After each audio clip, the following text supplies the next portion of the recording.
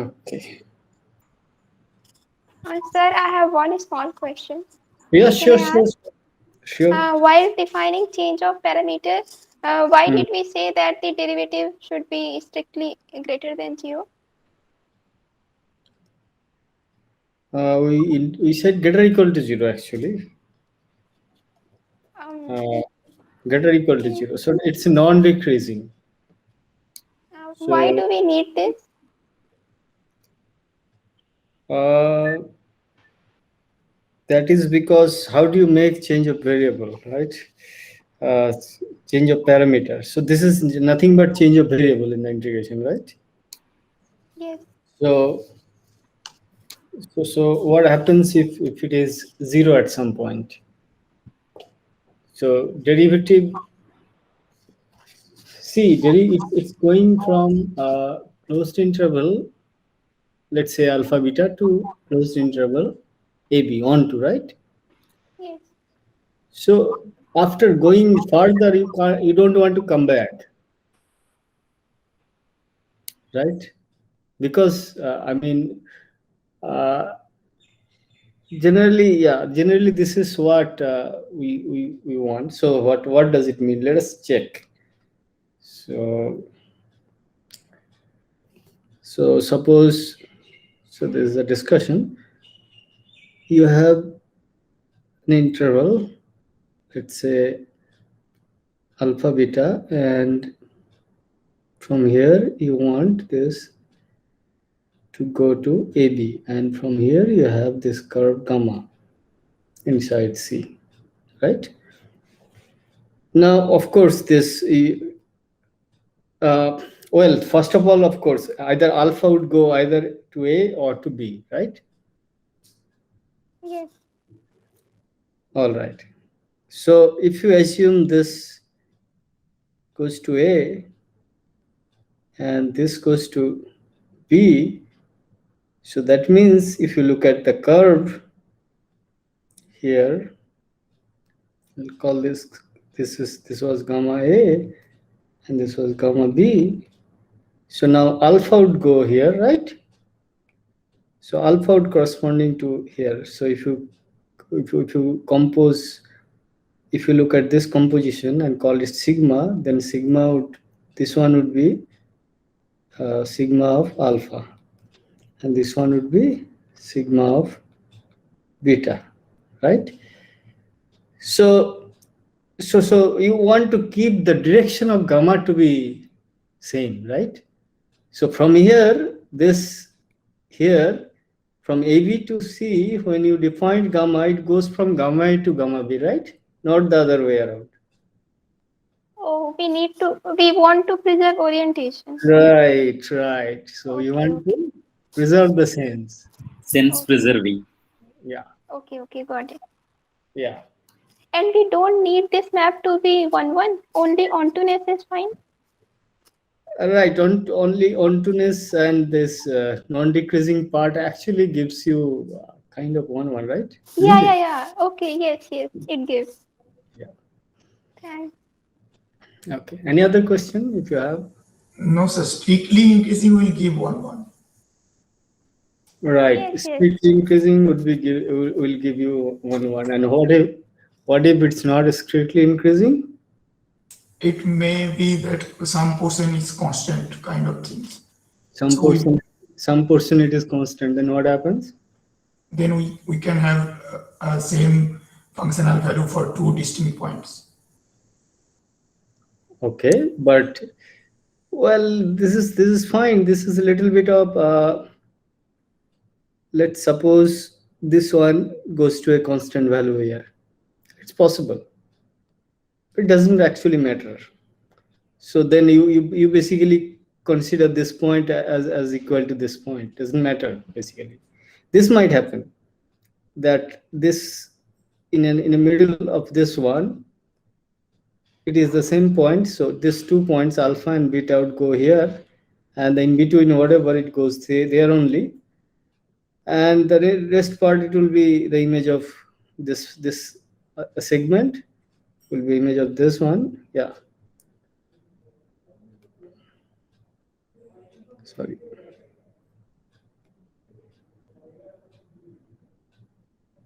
right? So yeah, image of this one and image of this one will be this. All right. So if this happens, then also it's fine. So, but it's basically kind of what would I say? So pathology, considering this point equal to that point, is good enough. For example, I mean here it doesn't matter. So what we are considering. So here also, if you integrate, you will integrate this part and this part. This part would actually will not give you anything, right? Because it goes to a single point in the curve, and it's coming to a single point in the curve. So that's how this can happen. But this actually, it's a pathological case. We don't need to consider as such. So in some sense, we are looking at the parts mostly where it is 1, 1. All right. Yes, sir. Okay. So any other question?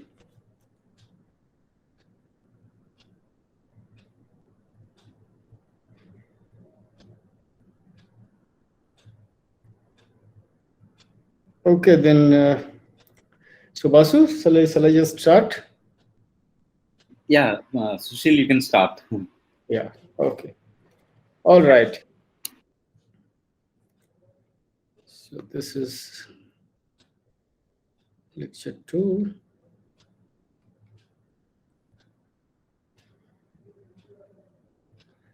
So first thing I would like to mention here is reversing direction.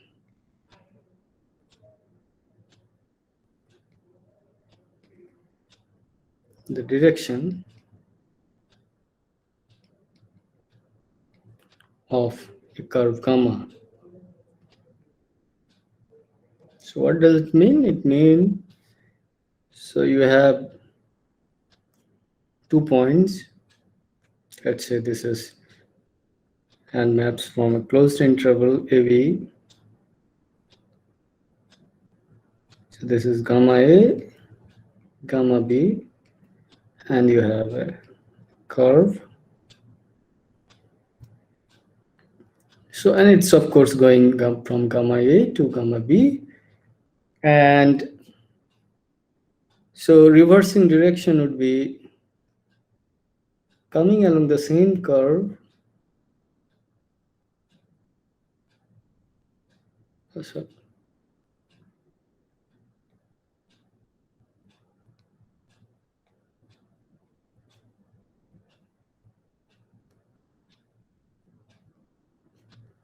coming along the same curve,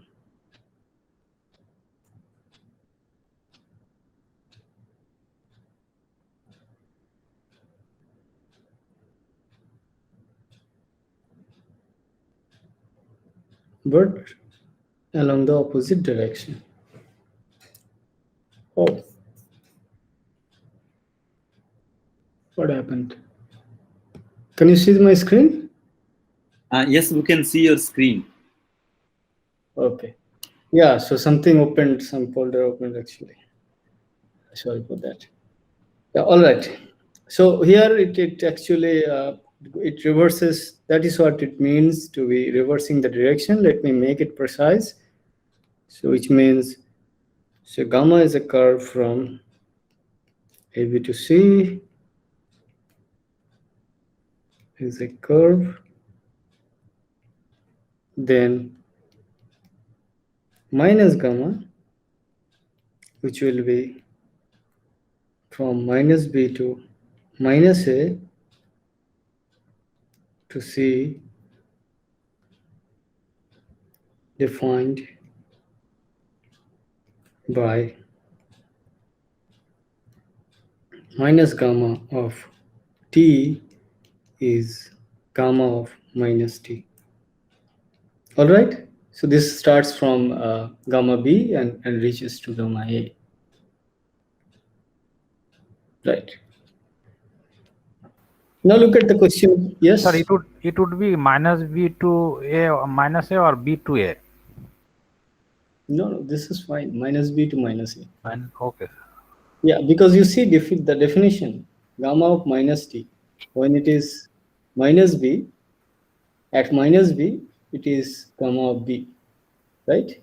So it is this endpoint, this point. And when is gamma is minus a, then minus gamma of minus a is gamma of a, which reaches here, right?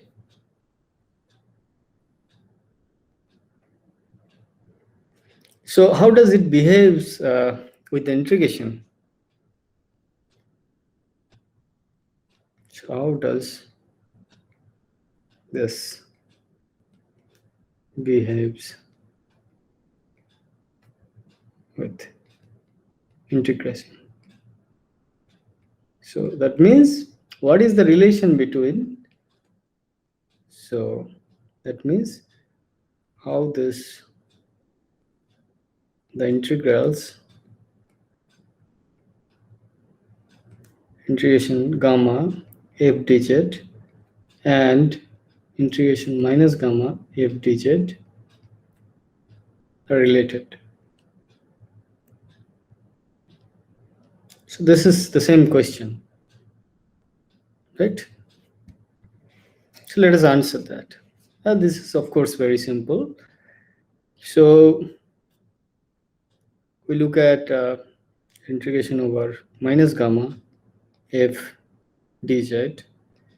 Now we unfold the definition of integration, which is from minus b to minus a.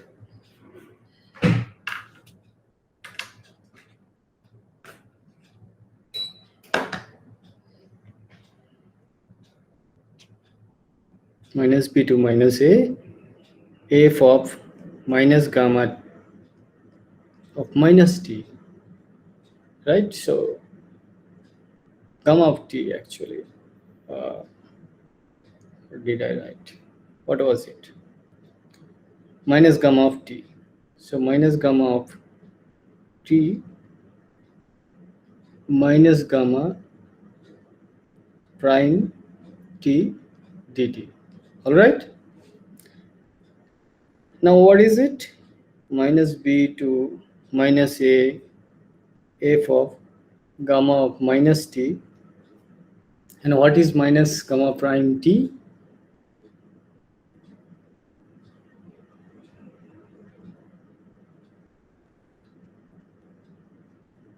Minus gamma prime t. Right.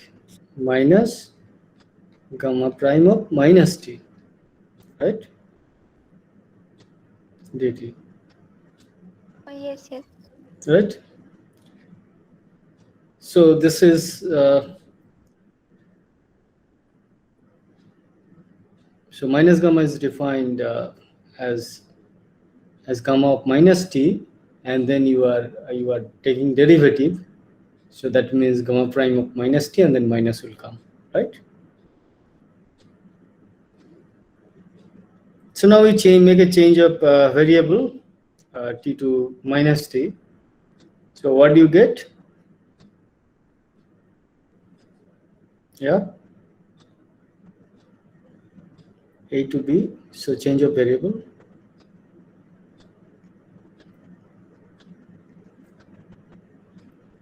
So you look at minus t to t, right? So then it will be from a to b, f of gamma t, and here gamma prime t, right? And what will be it?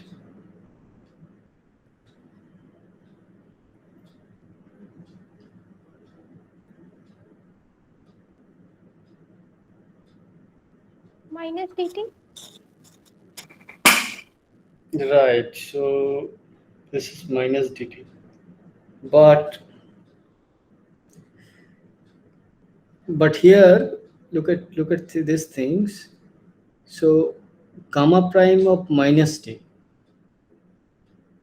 So gamma prime of minus t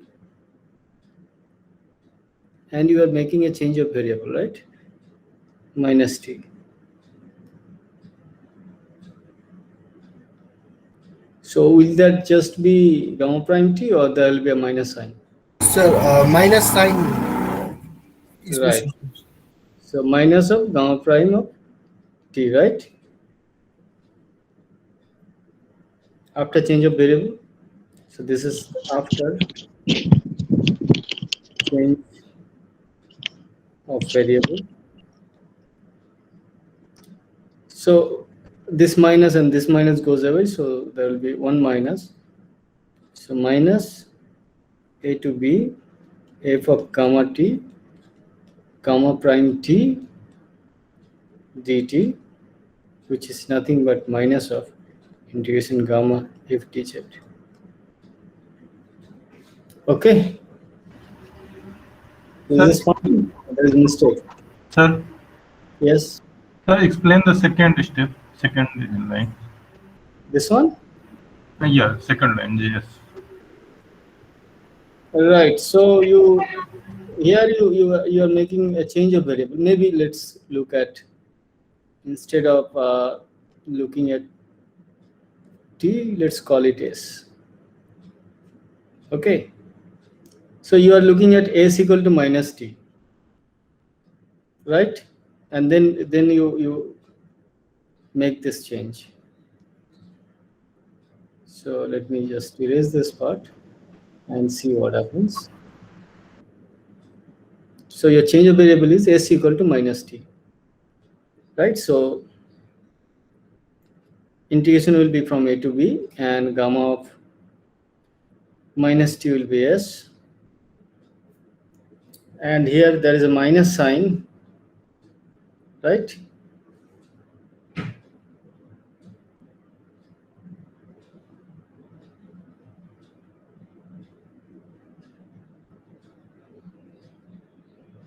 So let's just, yeah, this is fine. So here, what will be? Sir. Yes. So from second to third line, if we change minus t, change the variable minus t to s, so the limit will be b to a. Then the negative sign will change. Then a to b will be happen. Oh, okay. So that's how. Yes, sir. Yes. All right. All right. Yeah. Yeah. Thanks for this. Hmm. Hmm. So it would be b to a. That is correct. This I was missing. B to a. Right. So here it is fine. So that part does not change. Gamma prime of s, and here will be one minus ds. So this is not true. We are not taking derivative after change of variable. So this one will give you a to b, and there's minus. So f of gamma s, gamma prime s ds. Is it fine now? Yes, sir, not fine. Okay. And sir, minus I gamma think dash. one minus is taken care already. So minus ds is not necessary. ds is fine. No, this is from b to a, so there will be a minus. So then, so if s is equal to minus t, ds will be minus dt. It's okay, sir. Okay, it is fine. Yeah, it's fine. It's fine. Yeah, so this is fine. The only point is, if you here, we are not taking derivative after using the s. We have already derivative. We just make a change of variable. That's it. So here there will be no minus. And sir, derivative of minus gamma and first line. Minus gamma dash t is minus of gamma dash minus t. So yes. Oh, so this is so what is gamma? minus gamma of t and gamma. minus t, and you take derivative. Okay. Right? Yeah. Yeah. Yes. So gamma prime of minus t, and then there will be minus. Yeah. Right. So right. Okay. All right. So this is important. This will be using. Let me switch on the light. Just 1 minute. 1 second.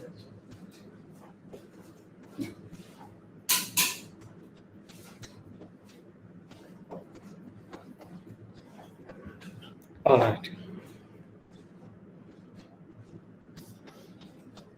Okay. So we'll actually let me mention briefly what is the length of curve. So integration with respect to arc length.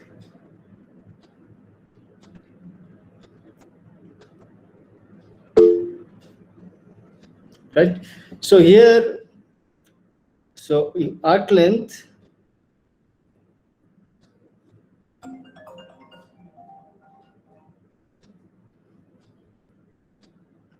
FDS is defined as integration over gamma f mod dz.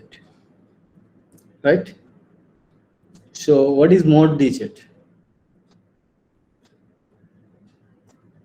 Well, I'll come to it. So mod dz, as you know, dz is dx plus iy.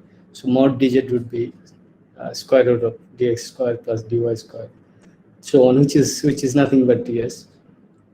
So this will be nothing but integration a to b f of gamma t mod gamma prime t dt.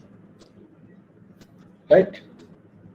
So this is integration with respect to arc length. And what is length of the curve?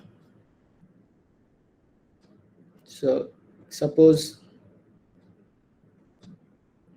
gamma is a smooth curve in C. So what is gamma? What is length of the length of gamma? So what is it? Integration. Excuse me, I need to take a call.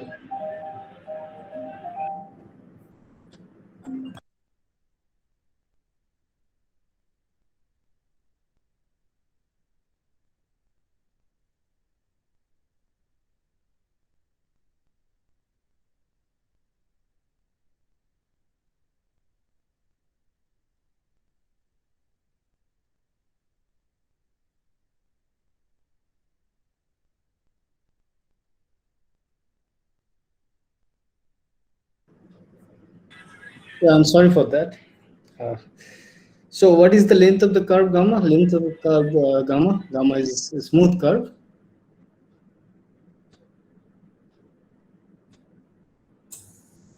Take F to be 1. Right, F to be 1. So this is mod dz, which is nothing but mod gamma prime t dt, right?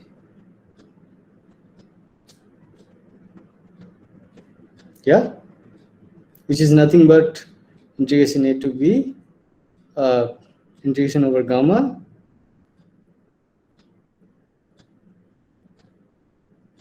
mod dz. All right.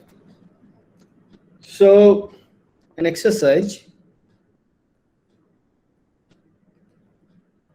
So this you know as ML inequality.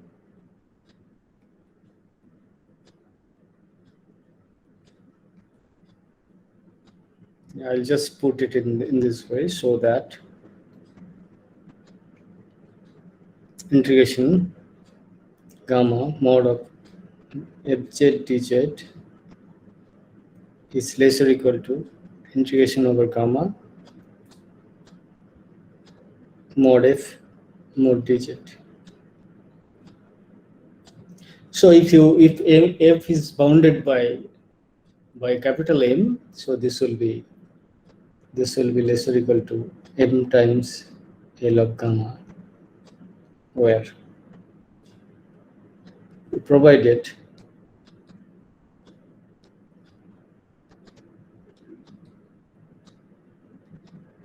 mod of f z is less or equal to n, or all z in gamma is good enough.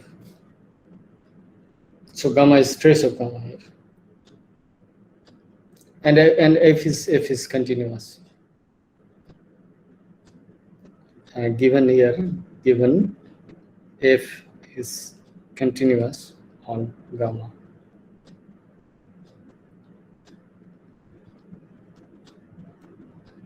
Okay.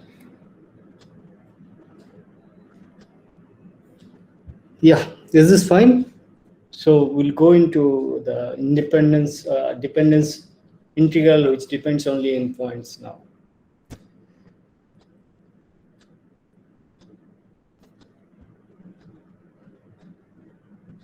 So the question is, next question is, suppose, so it is question in R2. Suppose gamma is a curve in R2 and P, Q are two continuous functions. Well, here what we need is continuously differentiable functions. One is p dx plus q dy. One is this integral depends only on the endpoints of gamma. See, this is a question in R2. Oh, sorry.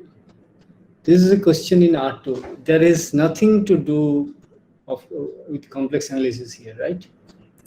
It's just p dx plus q dy, which you integrate over path or over curve in R2. Well, you can take smooth or piecewise smooth curve.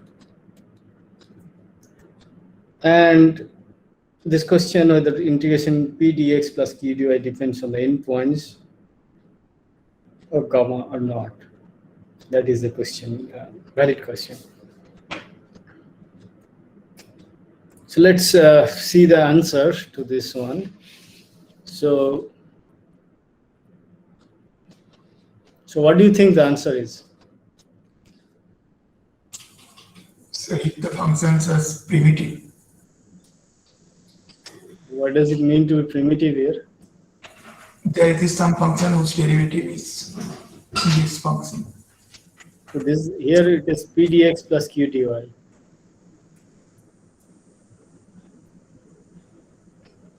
Exact, sir. The gradient.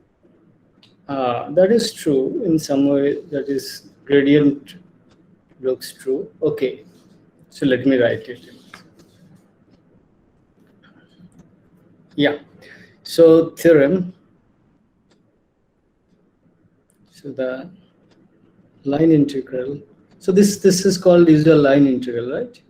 Integration over curve gamma and p dx plus q dy. Integration over gamma p dx plus q dy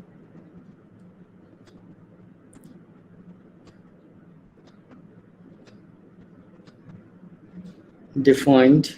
So pq defined defined in an open set omega in R2 depends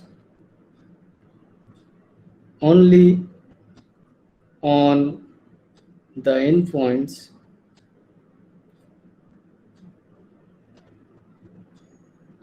so here you see, which means the line integral, this one defined on an open set means the line integral of over any curve in omega endpoints of gamma if and only if there exists a function u from omega to r such that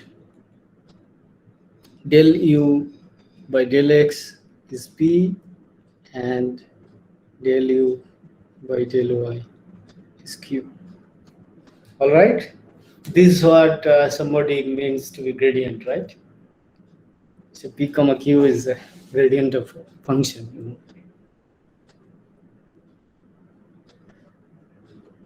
So is the statement clear or is there any confusion? So this is a very important theorem.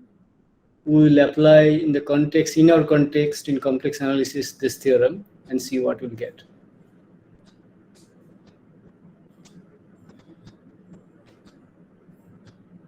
Any question about the statement?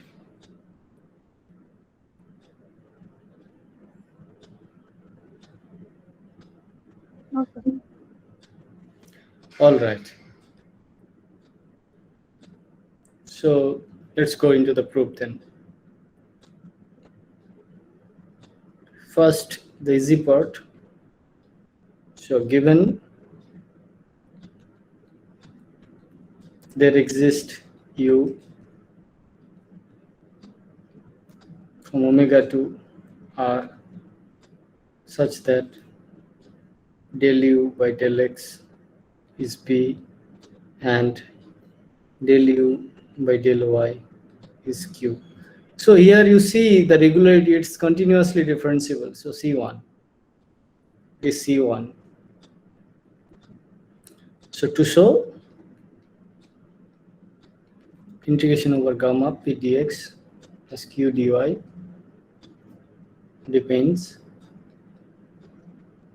only on the endpoints of gamma, where gamma is a curve in omega. All right. So you are given a function where del u by del x is p and del u by del y is q, and you have to show this integral p dx plus q dy depends only on the endpoints of gamma. All right. So now look at this one, integration over gamma p dx plus q dy, which is nothing but integration over gamma del u by del x times dx plus del u by del y times dy. All right. Now you unfold the definition of integration. So this is integration a to b. So gamma is a curve from ab to omega. So ab del u by del x gamma t gamma 1 prime t. So you see gamma of t will be gamma 1 t comma gamma 2 t, right? dt plus del u by del x of gamma t gamma 2 prime t dt. So what does it mean? Yeah. So second will be del u by del x or del u by del y? Oh, del u by del y, right? Mistake, yeah. Del u by del y. But what will it be? Then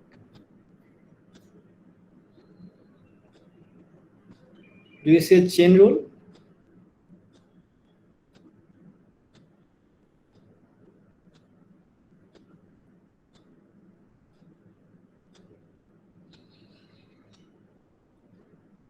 du of gamma into d gamma. Like U of gamma. d of u gamma and then d gamma. Like, Okay. Okay. So this is fine, but you can do it little better. I want ddt of something. Can you say what is it? I want it to be ddt of something, and then dt. So what will it be? U compose gamma of t. Right. So u of gamma t. So maybe I will write u of gamma 1 t comma gamma 2 t dt. So this is how it is. So you have closed interval AB. Look at this picture. Here you have omega. This is gamma. This was the curve, and u was a function from here u to r. All right. So you are looking at this composition, right? You compose gamma. So now use fundamental theorem of calculus. So using the fundamental theorem of calculus, we have u of gamma a gamma b minus u of gamma a. All right. This implies the integral integration over gamma p dx plus q dy depends only on the endpoints. So if you are confused about chain rule, you can look at Spivak's calculus in manifold book. It is given more general form and very easy. Okay, so this proof is fine.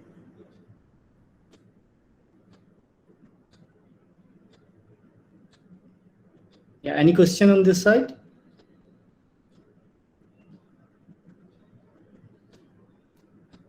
All right, I suppose there is no question. So omega is connected, right?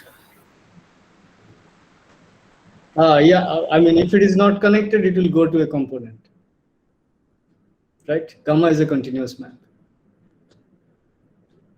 So omega does not need to be connected. Open is good enough. But since closed interval AB is connected, gamma is continuous, so image will lie in one component. So is this fine?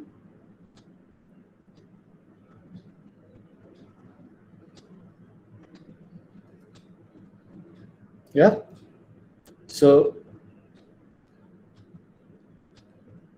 open set is good enough. You don't need connectedness. So what comes here? That here gamma.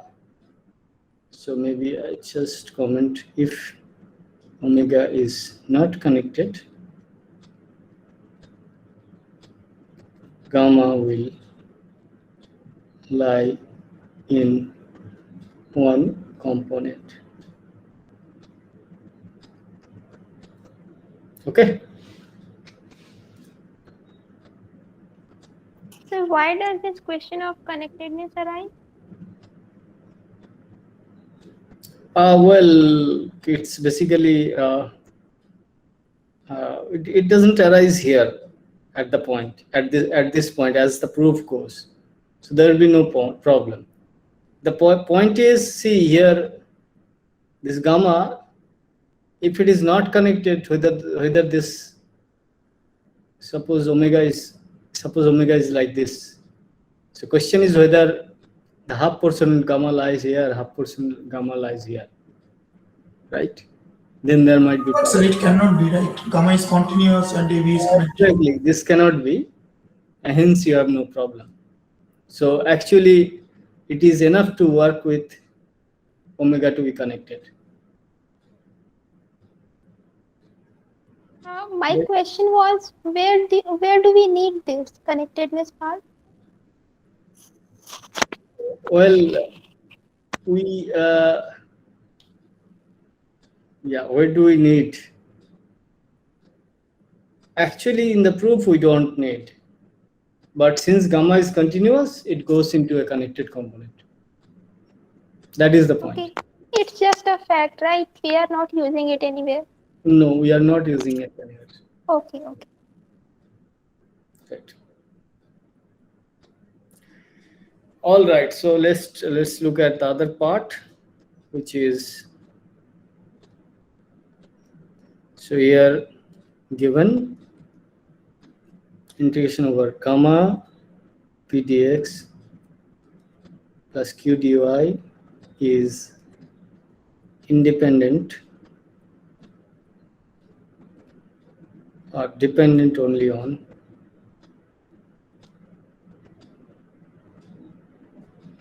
depends only on the endpoints of gamma. And to show there exists a function u omega to c omega to r such that del u by del x is p, del u by del y is q on whole of omega. All right, so the question in front of us is, what will be a candidate, right? How do you start?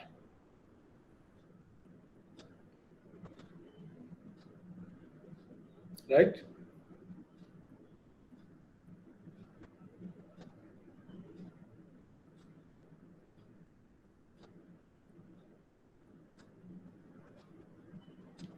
So px plus qy kind of functions.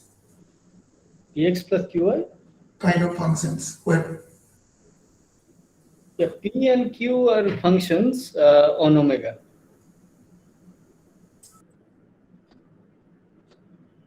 P and q are given functions in omega. That is given. So you have certain omega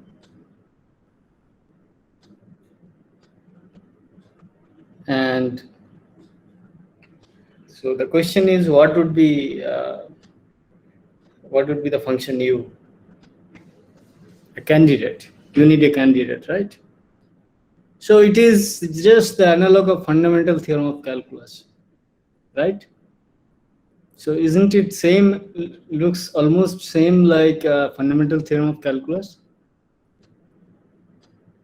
right? Since it was R, so derivative only in one variable, derivative was in one variable only.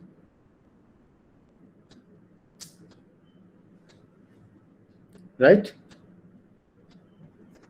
So you what do? You fix a point. You fix a point here. Let's say x0, y0. Okay. So here comes the use of connectedness or the component of omega. So take any other point, xy, x comma y, and we want to join this 2 points by curve, right? So first thing is, what we want is, we want to join a curve, something like this.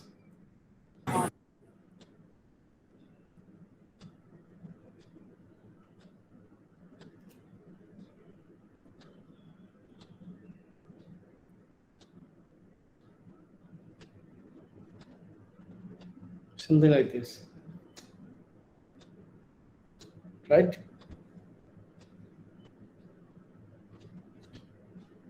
So is there any problem if we use this curve?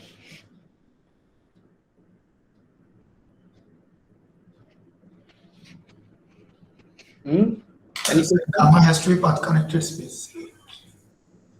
Sorry, omega. There is an open set. Each component is path connected, so there is no problem in there.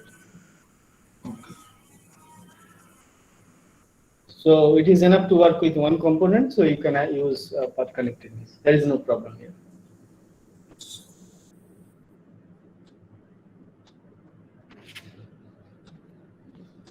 So is there any problem if I take this kind of curve?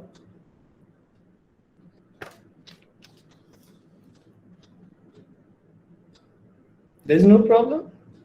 I suppose there should be a lot of questions, right? The defensibility at the Yes, sir. eighth Yes, point. sir. Corner points are there still. Well, gamma can be taken to be piecewise smooth curve. There is no problem. Did I write gamma to be smooth?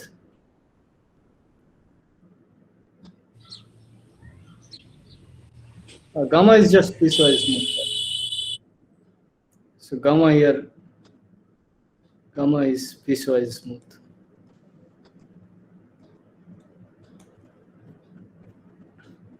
Now the question is, can I take this curve? So maybe, sir, partial derivatives will not exist. No, there is no problem. The question is actually, No, sir. Here, so this kind of three kinds of paths, right? So each time we shall have endpoints, and I think there will be six endpoints. no, why should it be 6 endpoints? First, consider this vertical part. Say it's gamma 1, then the horizontal one. It should be gamma 2, and then again the vertical one, gamma 3. Now we want, ultimately we want the point value at the point xy and x0 y0, right? No, we want a candidate. Define u, right? U of xy. Actually, we want to define. Right. The problem is whether this curve lies in omega. We don't know what omega is. I have drawn some picture, right? The question is whether this type curve will always work. But sir, you said omega is open, so path connectedness is there. If not this kind of picture, but still we can connect it by some polygonal paths. Right. But what else property we need? We need actually, so the line segment, each of the line segments should be parallel to axis. So here it is. So if omega is something like this, these are the axes, x and y. So this segments of the curve should be parallel to the axis. So first thing is join the point x0, y0 to xy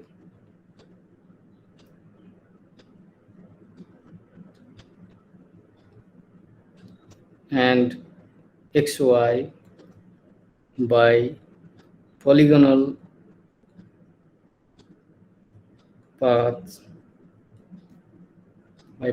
path whose sides are parallel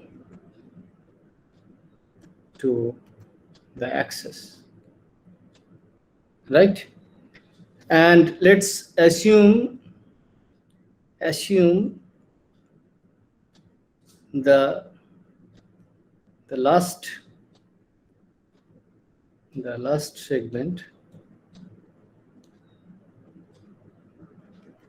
segment is parallel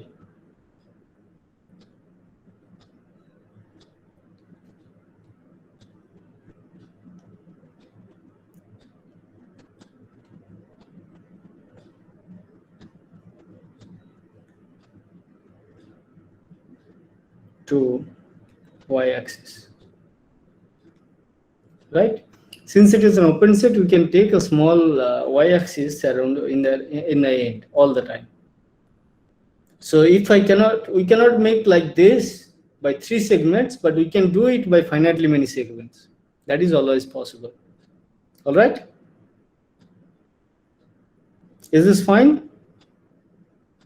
Yes, sir. All right. Now define a function as we did in case of fundamental theorem of calculus. So define a function u xy is integration over polygonal path gamma. So gamma p dx plus q dy. All right? It's a simple thing. We have to choose the right path. So path gamma is a path joining x0 y0 to xy, whose sides are parallel, which is polygonal, and each sides are parallel to axis, and the last one is parallel to y-axis. Now what we are given? We are given that integration is independent of choice of the curve. It depends only on the endpoints. Sir, one question. Yes. Sir, why the last part should be parallel to y-axis? Oh, that is my choice at this point. Okay. Right. So this is an open set, and you can take a small neighborhood, and you choose the first line to be vertical. That's fine. But my question is, if I choose that one to be horizontal one. Yeah. Next time we'll choose to be horizontal also. So first we'll take the vertical. So this will have some properties. So the first question is whether this is well defined, right? So first question is whether this is well defined. So U is well defined because the integral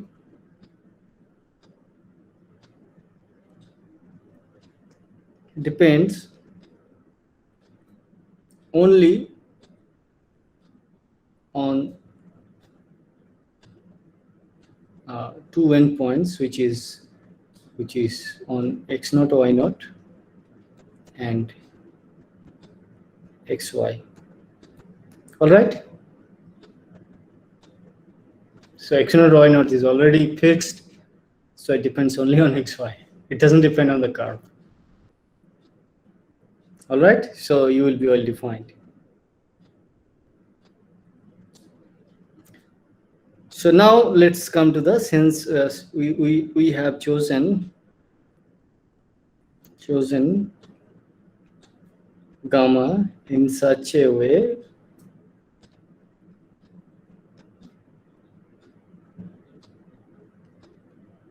that the last segment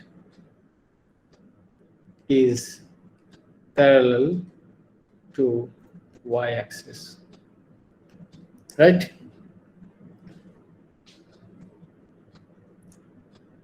So you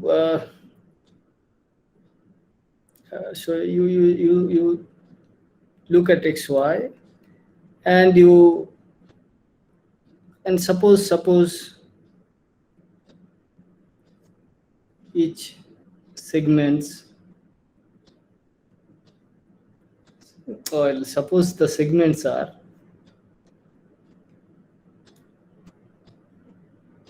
gamma 1, gamma 2, gamma k, right? So this integration would be this gamma 1 p dx plus q dy, so on, plus the last one, which is integration of gamma k p dx plus q dy. Now this gamma k is vertical line, right? So it should be, so all these have some endpoints. So let the the endpoints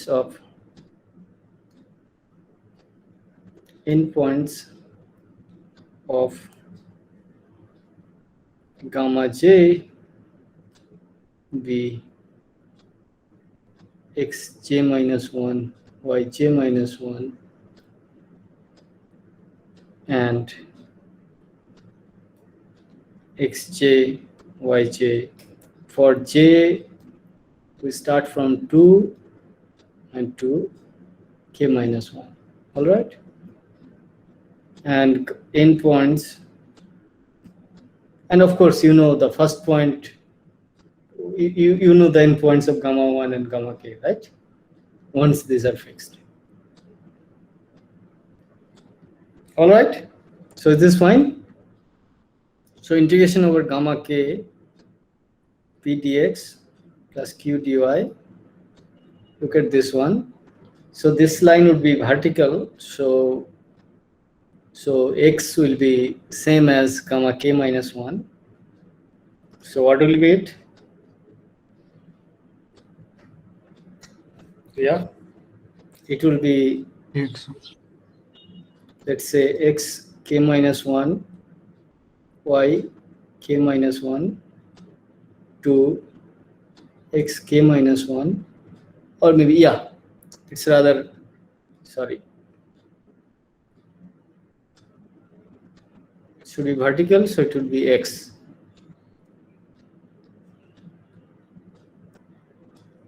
comma y, and here x comma y k minus 1, right? So this would be vertical. So here xk minus 1 will be xk p dx plus q dy. So note xk minus 1 will be x here, since this gamma k is vertical. All right, so what do you want to do next? You want to take derivative with respect to y.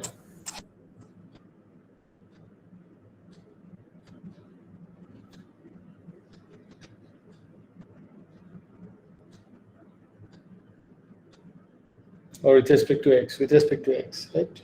No, yeah, with respect to y. So x is fixed here. So see all the segments. So you want to take the derivative.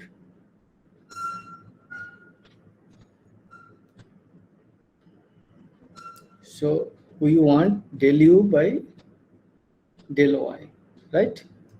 So look at here. Which integrals actually depends on y? Can you tell me? q dy part. But which part? Does it depend here?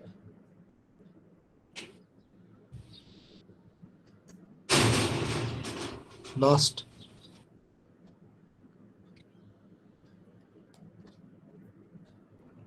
Exactly, the last one. Does it depend? This one? It does not, right? Because it has some endpoints different from xy. So it depends only on the last one. So del u by del x, del u by del y will be, well, Sir, can you repeat this again? so yeah, maybe you can look at this example, right? You have x0 to y0. Let's call it here. So what would be this one? This would be, let's say, x0, y1, and this would be x1, y1, like this, right? So here, this is the vertical segment depends only on this x0, y0 and x0, y1, right? It does not depend on, after integration, it does not depend on y. These are constant, right? So this part does not contribute. So the first part does not contribute. So this part does not contribute here, except putting some constant. So the other part also does not contribute. only the part contributes is this part, right? This part only, because here you have dependence of y, right? Okay, thanks. Yeah, this is just analogous to the fundamental theorem of calculus, but in two variables. So when you take the differentiate with respect to y, the all other part goes away. So the only thing is, well, first you should actually, I should write it in a, as what I said, I should write it. So which means this uxy is the last integral, which was what?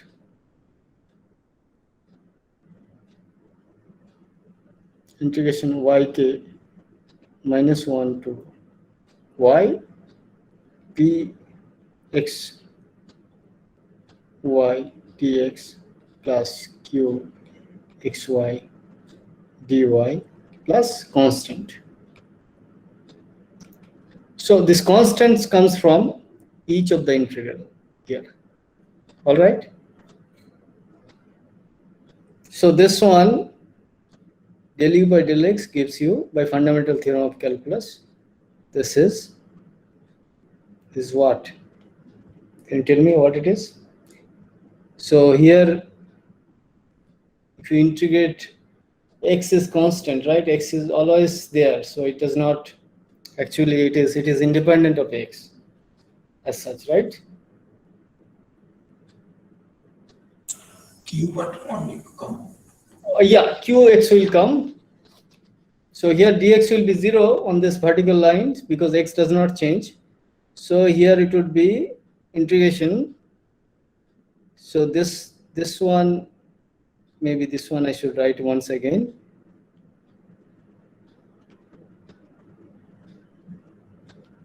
This one, integration yk minus 1 to y q x comma t dt, if you change the variable here y, plus constant. So now we get in terms of fundamental theorem of calculus. Now apply the fundamental theorem of calculus. Here what you get is again the constant. Well, del u by del y is q x comma y, right? Constant derivative of the constant will be 0. Is this fine? So we need to reach this one. Okay? And to reach this one, we actually needed the vertical. So if we take the last component to be last part of the curve gamma to be horizontal, we will get x to be changed and y to be fixed, right? So similarly,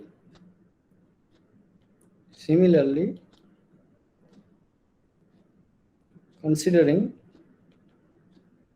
a curve piecewise smooth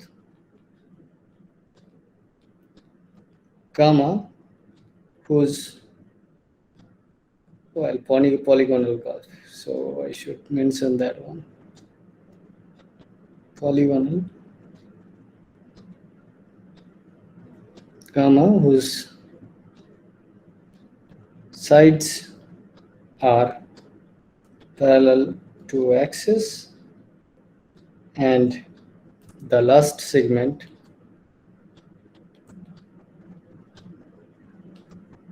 parallel to x-axis, then following the same procedure,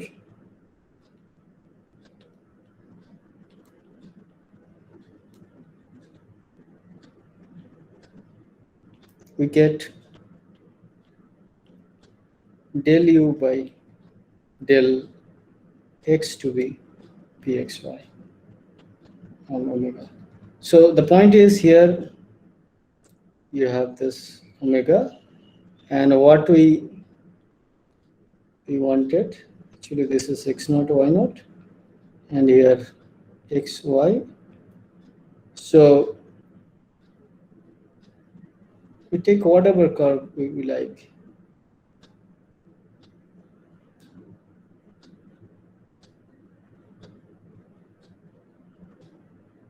But the last component should be horizontal. Okay? There you will find this.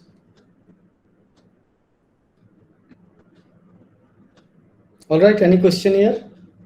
It will take some time for you to appreciate, but this is the fundamental theorem actually. The generalization of fundamental theorem of calculus in R2. Right?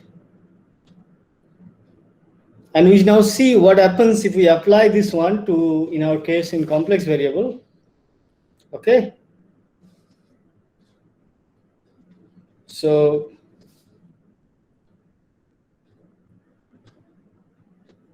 let's call it theorem. So let's call it theorem star.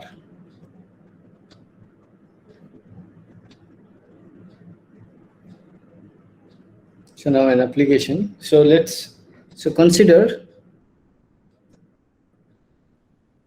f to be u plus iv. Okay? Continuous function on omega.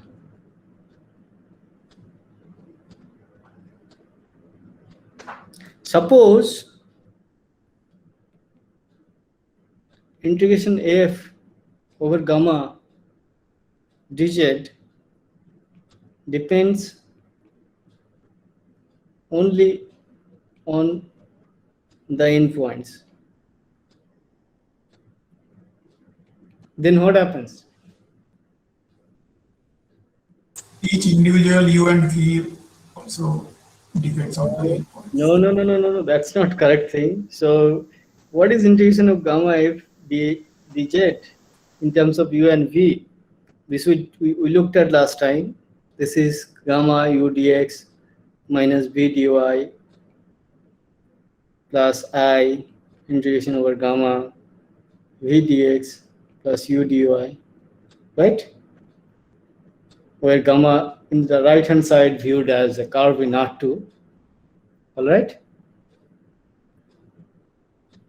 Now this individual, this one depends only on the endpoints. What does it mean? Yeah. So by theorem star, integration over gamma u dx minus v dy and integration over gamma v dx plus u dy depends only, well, this is not application. So this is by assumption. By assumption, depends only on the endpoints of gamma, right? So what does this mean? Now apply by theorem star. There exists a function f,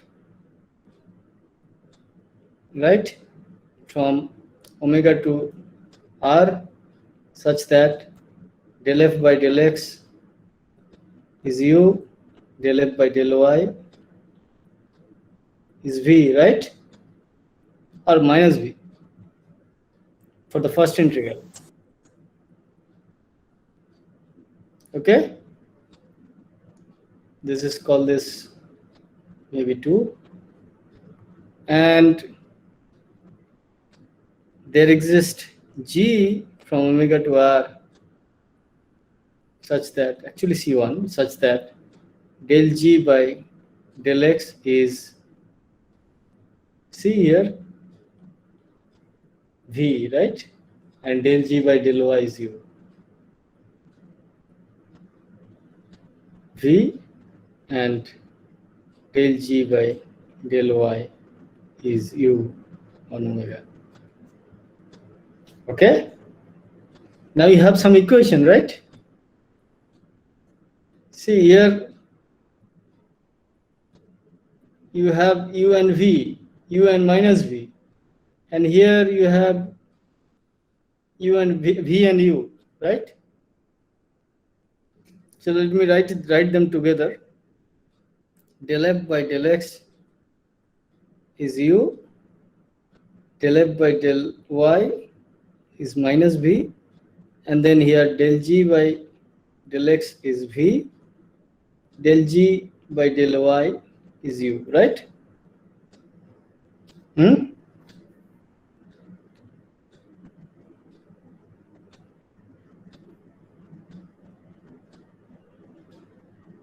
Yeah, is this fine? Now what is del by del x of f plus ig? Oh well, let me just first show you something else.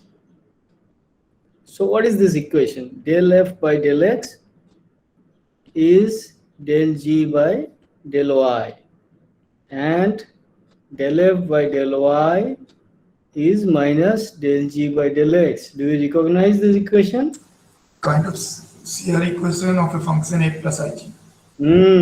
So these are Cauchy-Riemann equations for h, which is defined as f plus ig.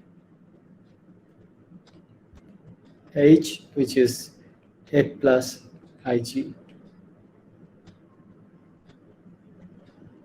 Now this actually, what is del h by del x? So del f by del x plus I del g by del x. So what is it? Del g by del x is v, del f by del x is u. So u plus iv. So can I write? So this one is nothing but f, right? Yeah? Yes, sir. Yes, sir. So can you write this one as h prime z? H prime? Hmm?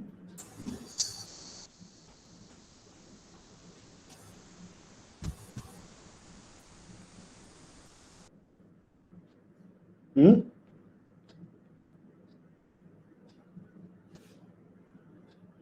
Yes, sir. Yeah, why? So because hx is fx plus igx, Hmm? so which is dh by dz. Yeah, so you are looking at the horizontal direction only, right? And you are still getting the whole derivative, right? So that is the, importance of complex derivative, right? So you are looking at just horizontal direction, and still you are getting the complete one, the whole thing. So this is correct.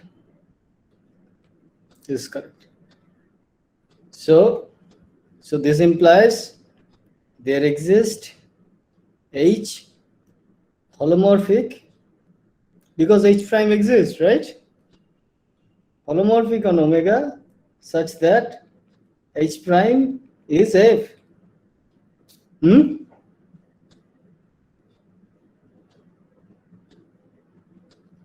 What did you assume? Assume F to be just continuous. But what else? Is this integral depends only on the endpoints. So that implies somehow holomorphicity, right? Isn't this very strong? Yes. Yeah. So of course you don't know yet whether f is holomorphic. Once by the end of this my lectures, you will see that the derivative will also be an holomorphic function in some way, and which will be explained in the next set of lectures. So H holomorphic will give automatically H test is holomorphic. H is holomorphic, but how do you know H prime is also holomorphic? In complex analysis, if one function is holomorphic, then its all derivatives are also holomorphic. How do you know it? using the power series. Well, did you expand in power series? No, we Not just look at the coefficients and what is the radius of convergence. No, but for a holomorphic function, do you still know in this course that there exists a power series? No, still not. Still no, right? So you need certain integration for that. It's not automatic. So hence the complex integration lies in between. Okay, so a definition. So a definition which is primitive, right? So you already have seen it.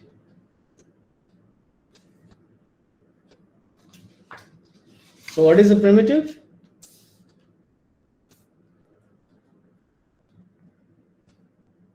Let f from omega, which is a domain in C or open set in C, be continuous if there exists capital F from omega to C such that capital F prime is F on omega, then F is called a primitive of F on omega, right? You see, this concept of primitive is not from complex analysis. It comes from actually real analysis, R2, right?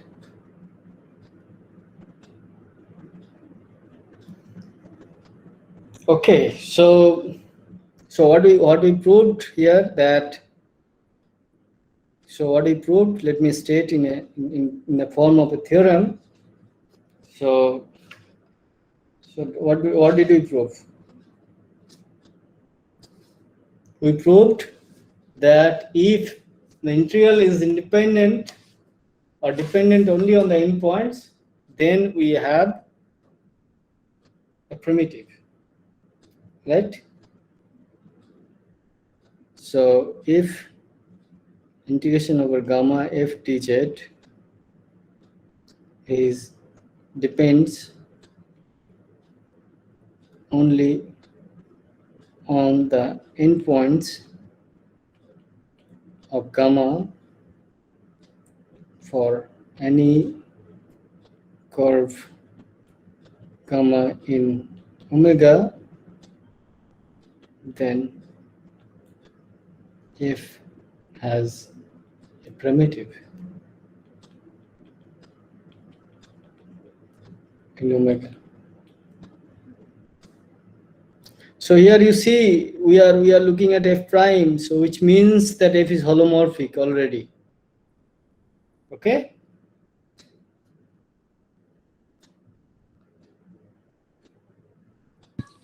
So don't we need the continuity of f in this theorem? Yeah, I mean, of course, f is primitive, f will be continuity. Yeah, f is continuous. So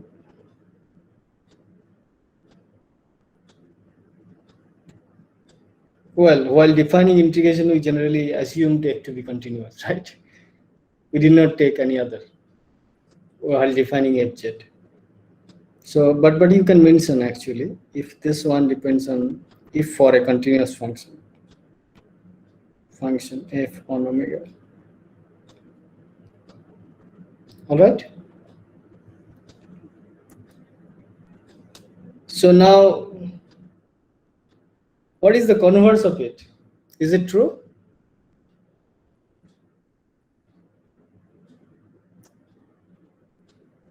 Yeah.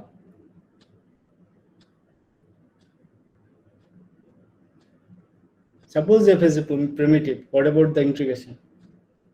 Yes, sir, that depends on the endpoint.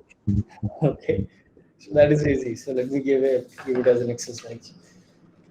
So this is an exercise.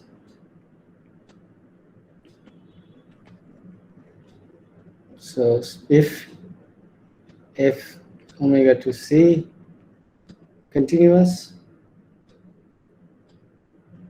has, so continuous, let me put it right on top, has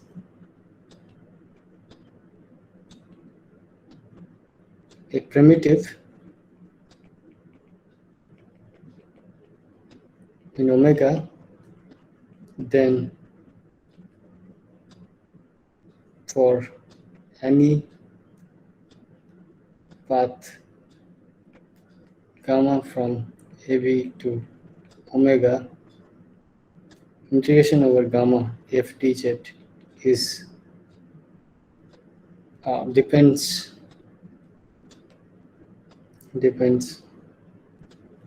only, then so that on the endpoints. Okay. But this we can prove using fundamental theorem of integral calculus.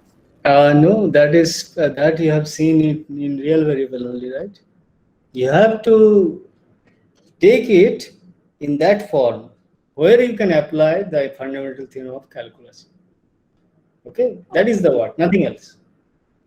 Okay, but yesterday you gave one exercise that That was also from A to B. F was continuous from A to B to C. oh, okay. Okay, F was not defined on a domain omega.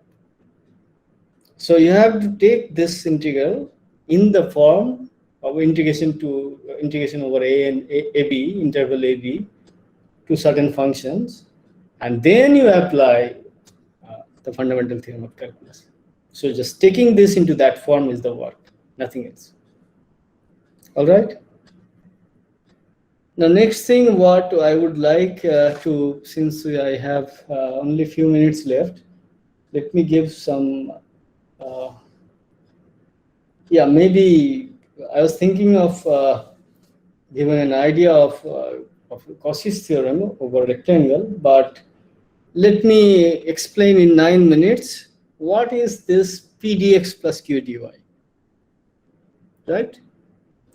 The question is, what is this pdx plus q dy, right? Do you know what it is? Yeah.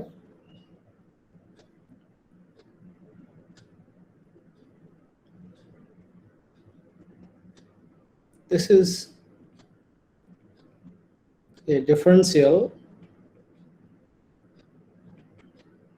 one form on omega.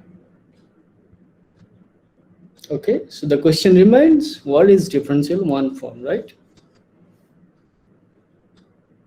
So the question remains, what is differential one form? I'm not going to use this anymore. So this is for, since I have only few minutes left, and so this is a brief discussion, nothing more. So don't get afraid if you don't understand it properly. It doesn't actually. It's you're not expected to understand in 5 minutes. It needs quite a bit of time.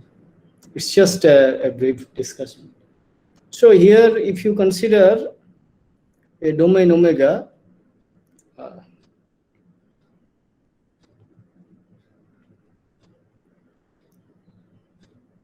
domain in C, let's look at C only, R2, yes, R2.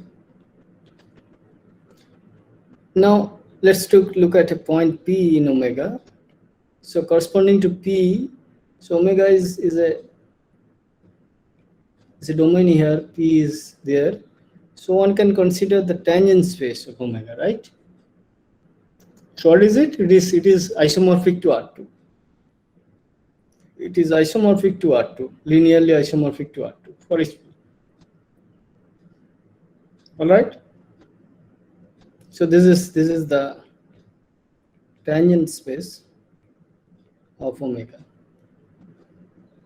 And since it is a vector space, one can take dual, the dual of TP omega, which is the cotangent space of omega at P. All right. Now what we do is we consider, so you can consider two space here, union of TP omega, P belongs to omega, the whole thing. And similarly, you can consider union of P belongs to omega, TP omega star. So this is also called sometimes TP star omega, which is called the cotangent space of omega. Okay, so this two space. This part is called, this is a notation T omega. This is the tangent bundle,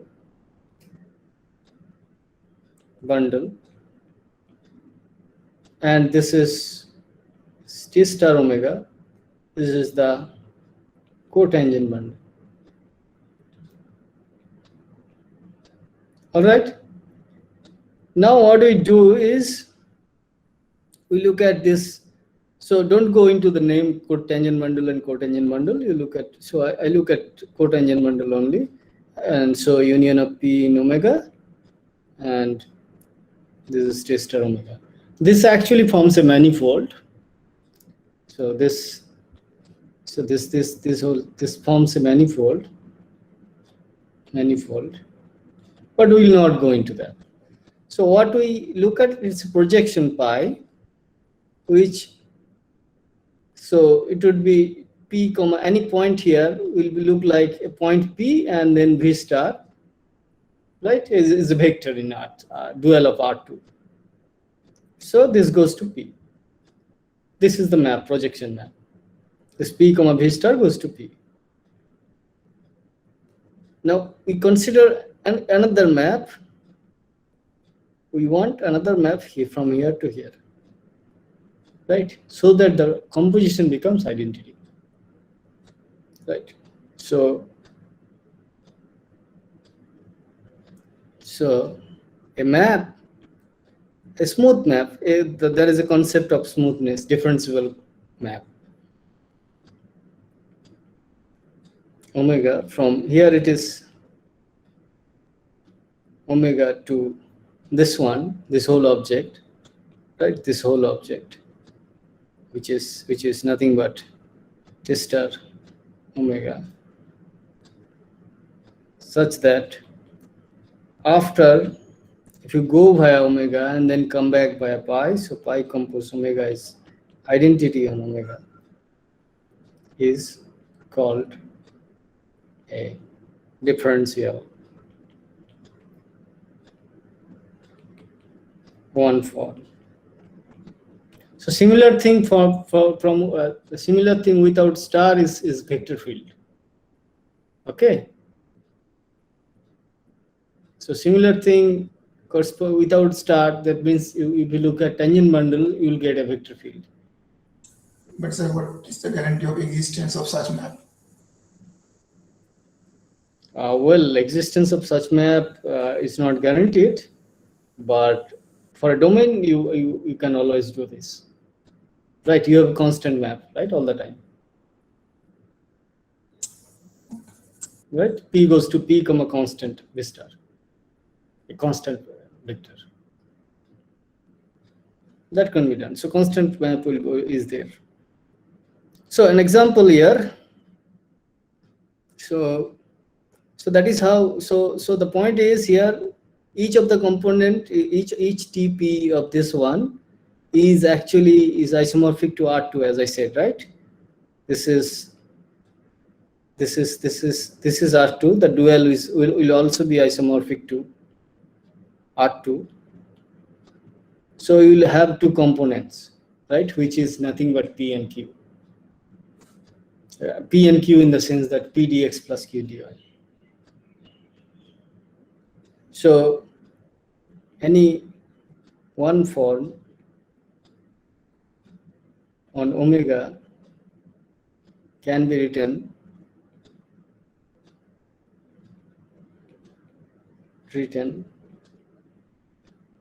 as p dx plus q dy, where p and q are smooth map on omega.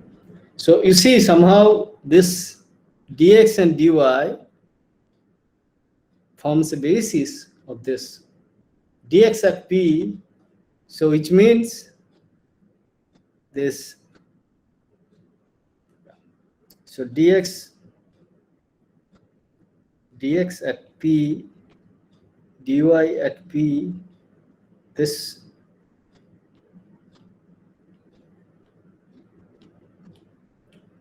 forms a basis of dp star omega. Okay, and this is the dual basis.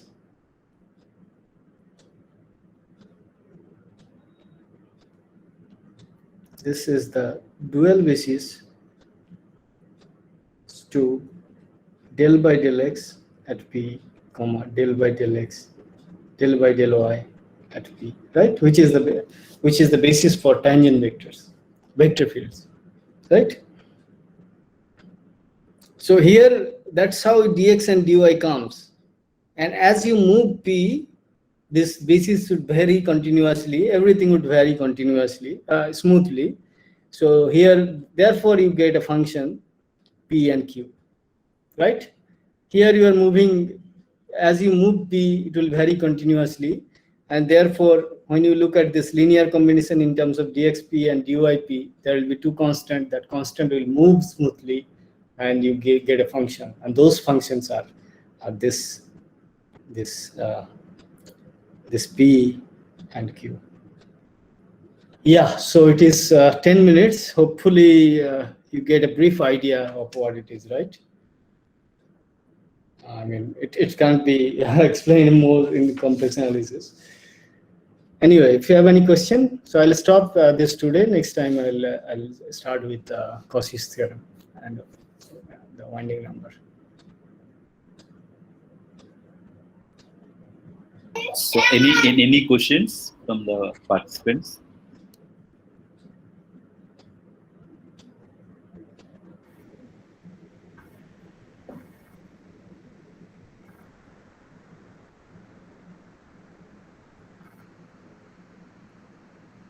If this is one form, so how two form will be like? Oh, how two forms? It's actually, then you need to look at tensor product and some operation, the quotient of tensor product, to get in two forms. Well, in R2, two forms are easy. It's one-dimensional, so it will be spanned by dx OH dy.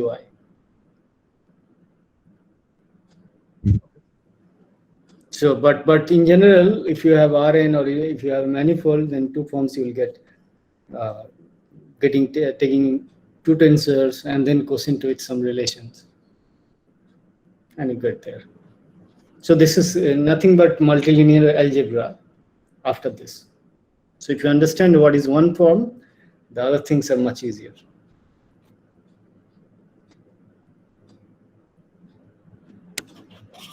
But this is not a part of the course. This is an extra thing. So you don't need to bother about this. I'm not going to use anywhere.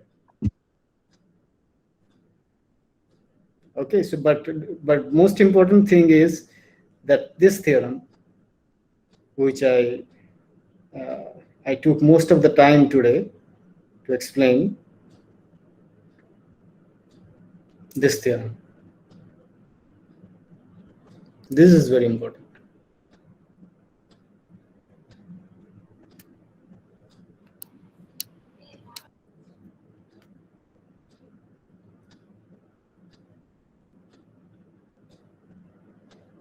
Sir, in this theorem, you told that only the last part contributes. Can you explain, because it's still not clear to me?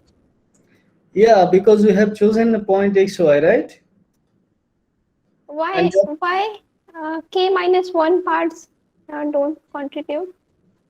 Yeah, because where the point xy lies, right? Xy is this point.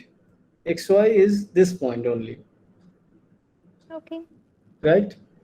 And this the domain, this integral depends only on the endpoints, right? So it will depend on this and this, right? So Yes. how many times you take whatever curve you take in the middle doesn't matter. Okay, thanks. Right? Is it clear? Thanks. Yes, thanks. Yeah, so the point is, if you go this way, whatever kind of this, ultimately this go this way, doesn't matter. So the point is, since it is given to be depend only on the endpoints. All right.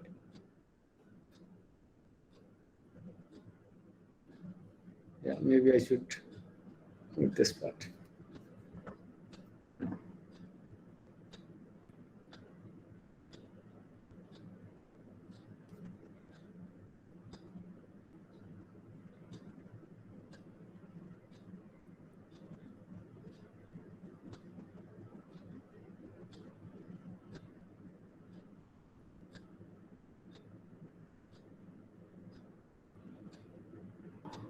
So, if there are no questions, let us thank Dr. Sushil Gorai for a very nice lecture, and I think that one form is new to many students, many participants.